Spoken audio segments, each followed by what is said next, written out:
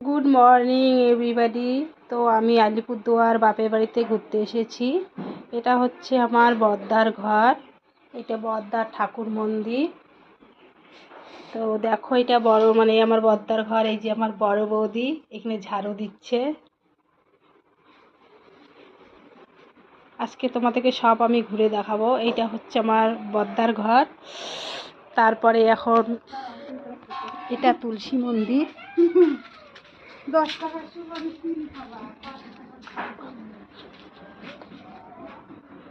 আর এটা হচ্ছে আমাদের মেজ বৌদি মেজদার ঘর। এটা আমার মেজ বৌদি, এটা মেজ বৌদির ঘর, এটা রান্নাঘর।